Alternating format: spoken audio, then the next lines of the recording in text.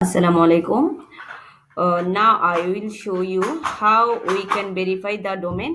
We will do this in Facebook Business Manager. Okay. Just আমরা এখন করব কিভাবে আমরা ডোমেইন ভেরিফাই করতে পারি।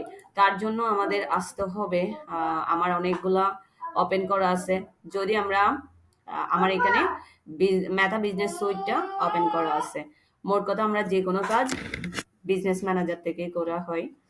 ওকে, আমরা বিজনেস ম্যানেজারে আসবো। আপনি যেখানে থাকেন সেটিং এ ক্লিক করলে এই সেটিংটাতে ক্লিক করলেও কিন্তু আপনি সরাসরি এই জায়গায় চলে আসতে পারেন। ওকে, তো জাস্ট এখানে পিপল আছে, আমরা জাস্ট এখানে দেখব brand and safety suitability, then click domains, then plus add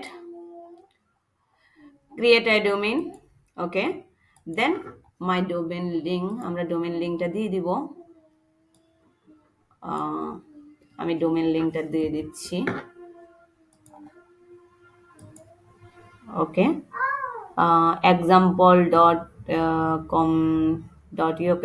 ওকে, এখানে হয়তো https-টা হবে না, আমি এটা কাটি দিই, দেখা যাক কি হয়। আমি এটাও কাটি, দেন আমি অ্যাড করে দিলাম। ডোমেইনটা অ্যাড করার পর আমার নট ভেরিফাইড দেখাচ্ছে। এখন এটা ভেরিফাইড করার জন্য আমাদের কি করতে হবে? ফার্স্ট অফ অল এখানে তিনটা অপশন আছে। আমি অ্যাড এ মেটা ট্যাগ নিয়ে কাজ করতেছি। সো আমি এই জিনিসটা কপি করে নিব। কপি দিস মেটা ট্যাগ, এখান থেকে এইটুকু পর্যন্ত কপি করব।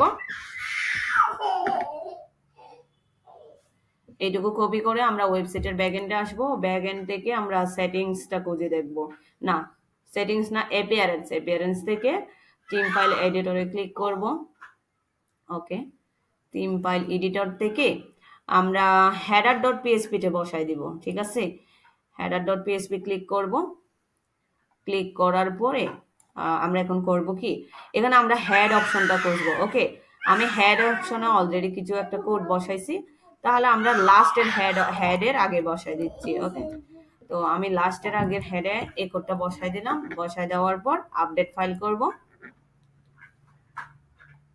ওকে, জাস্ট ওয়েট, সাকসেসফুলি আপডেট।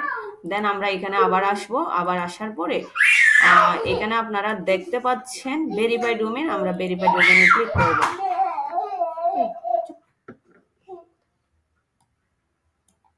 ওকে, আমার ভেরিফাইড হয়ে গেছে, আপনারা দেখতে পাচ্ছেন। দেন